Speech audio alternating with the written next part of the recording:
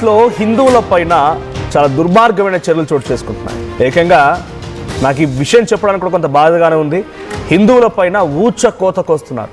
నడి రోడ్డు పైన వారిని చెట్టుకు వేలాడదీసి నిప్పంటిస్తున్నారు.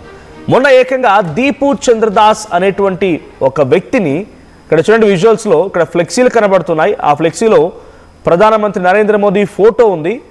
ఆ ఫోటోని అలా చెట్టుకు వేలాడదీసి ఫోటోకి నిప్పంటించడాలు. ఆ తర్వాత నేను ఒక మనిషిని ఏకంగా మైనార్టీ మెజార్టీకి సంబంధించినటువంటి గతంలో షేక్ హసీనా ఉన్నటువంటి సమయంలో జరిగిన గొడవలకి అప్పుడు జరిగినటువంటి సిచ్యువేషన్లో ఒక దుర్మార్గమైన చర్యలకు పాల్పడుతున్నటువంటి ఆ మెజారిటీలు అంటే అక్కడ రిలీజియస్లో మెజారిటీలుగా ఉన్న వాళ్ళు మైనార్టీలపై దాడి చేస్తుంటే దీపు చంద్రదాస్ అనే వ్యక్తి ప్రతిఘటించాడట. ఇప్పుడు ఆయనని మొన్న రాత్రి చెట్టుకు ఈ రకంగానే తాళ్ళు కట్టి మెడను వేలాడదీసి ఆ మనిషి మొత్తాన్ని వేలాడదీసి నిప్పంటించారు. ఇప్పుడు ఇక్కడ విజువల్స్లో చూస్తున్నాం. సో విజువల్స్లో భారత ప్రధాని నరేంద్ర మోదీకి సంబంధించినటువంటి ఆ ఫ్లెక్సీని ఓ చెట్టుకు వేలాడదీసేటువంటి విజువల్ చూస్తున్నాం. ఇంకోవైపు రైట్ సైడ్లో అక్కడ పెద్ద ఎత్తున ఆందోళన చేపడుతూ హిందువులకి వ్యతిరేకంగా భారతదేశానికి వ్యతిరేకంగా నాదాలు చేయడం చూస్తున్నాం.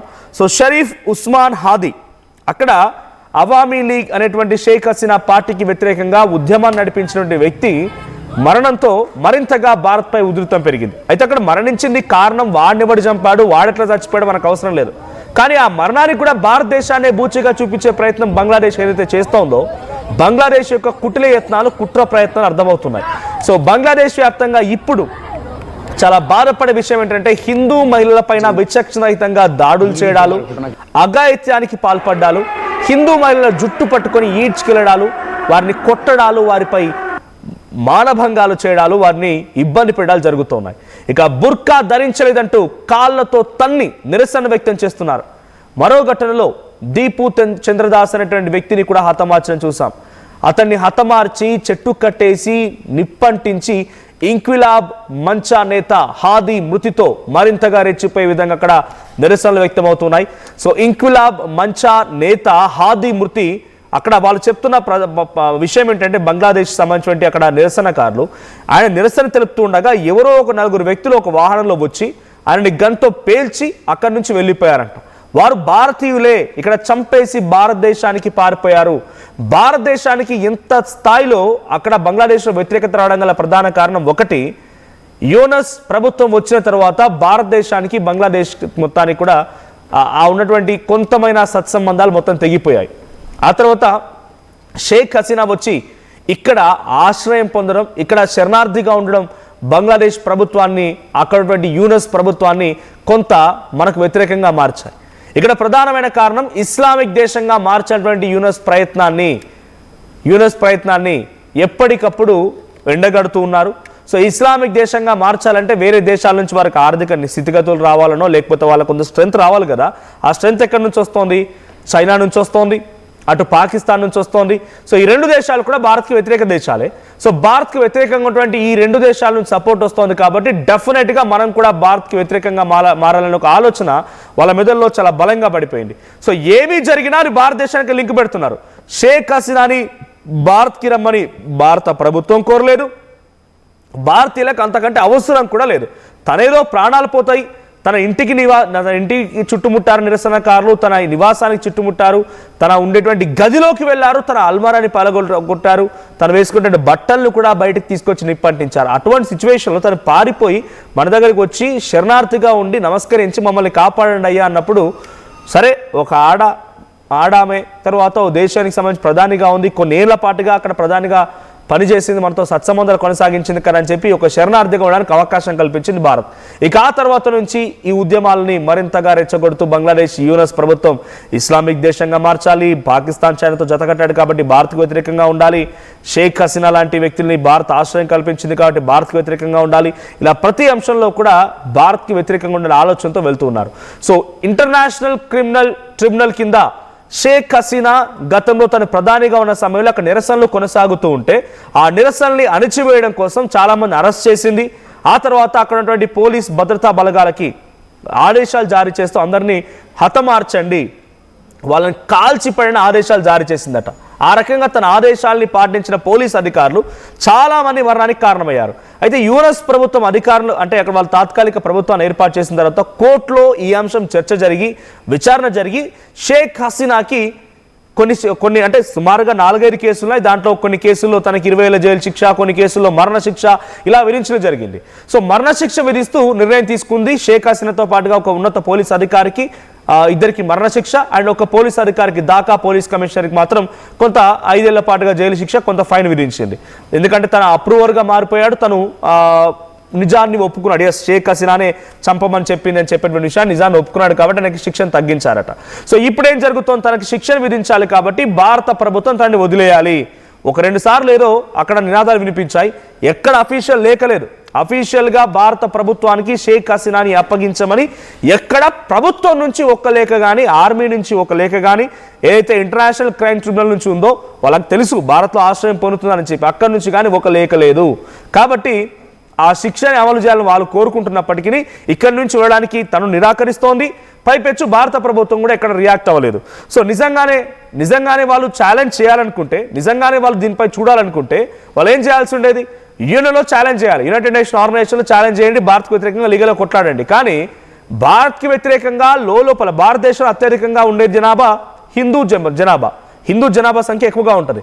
కాబట్టి హిందువులని ఇప్పుడు ఇబ్బంది పెడితే భారత ప్రభుత్వం దిగి వస్తున్నటువంటి ఒక దురాలోచన బంగ్లాదేశ్లో నిరసనకారులు చేస్తున్నారు. నిరసనకారులు అంటే వాడు ఏదో ఉద్యమించి వాడు వచ్చి ఏదో పెద్ద చేయాలని కాదు, పక్కా పేడ్ ఆర్టిస్టులు అంతా కూడా. షేక్ హసీనా వచ్చి తనకు మరణశిక్ష విధిస్తే ఆ నిరసనకారులకి హల్వాగాలకి ఒరిగేదేమున్నది, వాళ్ళకు ఒరిగేదేమున్నది? మన పెద్దగా ఆర్థిక స్థితిగతులు బాగుపడతాయా, ఉద్యోగాలు లేని వాళ్ళకు ఉద్యోగాలు వస్తాయా, పవర్టీ నుంచి పైకి వస్తారా? ఏం లేదు. అక్కడ యూనస్ అనేటువంటి వ్యక్తి ఫిబ్రవరిలో ఎన్నికలు ఉన్నాయి, December 29th is nomination last date. So Yunus అక్కడ ఆయన పార్టీ పోటీ చేస్తోంది కాబట్టి ఆ పార్టీని మళ్ళీ తిరిగి అధికారంలోకి తీసుకురావాలంటే అక్కడ అందరు తన వైపుగా ఉండాలి. ఎలా ఉండాలి?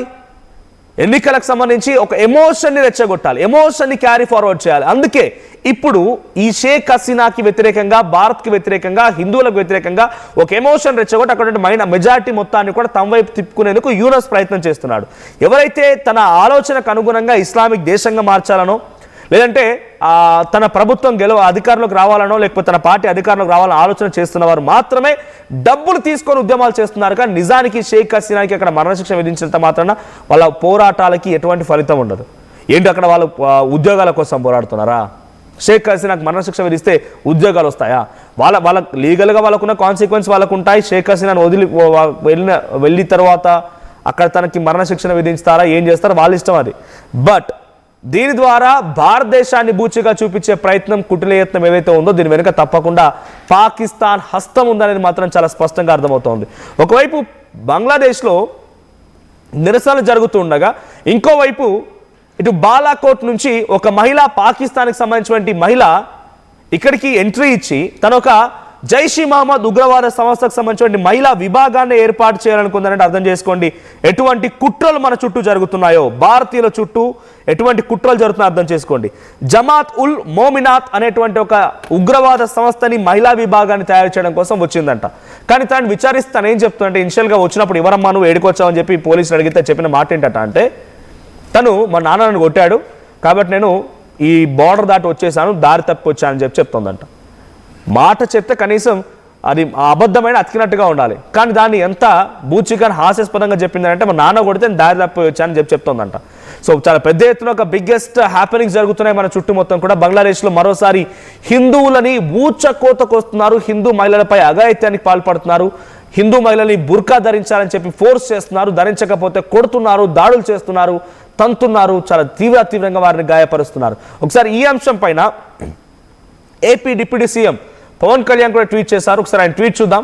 So AP deputy CM Pawan Kalyan చేసిన ట్వీట్ చూస్తున్నాం మనం ఆర్టీవీ స్క్రీన్ పైన. A prayer for the soul of Deepu Chandradas, ఎవరైతే హిందూ యువకుడు అక్కడ ఇప్పుడు దారుణంగా వాళ్ళ చేత దాడి చేయబడి గాయాల పాలైపోయి ఆయన చెట్టు కట్టేసి నిప్పంటించారు. ఆ యువకుడికి సంబంధించిన పేరే దీపు చంద్రదాస్. సో పవన్ కళ్యాణ్ అదే పేరును మెన్షన్ చేశారు ఇక్కడ. History remembers sacrifice, but today the soil that was once liberated with Indian blood is being stained with the blood of innocent minorities. Yes, ఈరోజు బంగ్లాదేశ్ కూడా ఒక ప్రత్యేక దేశంగా ఏర్పడిందంటే దానికి మనం పెట్టిన భిక్షే. పాకిస్తాన్ నుంచి బంగ్లాదేశ్ వేరిపోయి వాళ్ళ చేతుల నుంచి స్వచ్ఛందంగా ఒక స్వతంత్ర దేశంగా బంగ్లాదేశ్ ఈరోజు ఏర్పడిందంటే డెఫినెట్గా భారతీయ సపోర్ట్, భారతదేశం యొక్క ఇన్వాల్వ్మెంట్తోనే. So 1971 our Indian armed forces stood for the oppressed. Our brave soldiers didn't just fight a war. They fought for the identity and dignity of millions of people of what is now called Bangladesh. Nearly 3,900 Indian soldiers sacrificed their lives and over 10,000 were injured to ensure the birth of Bangladesh. We gave our lives so that others could live in peace.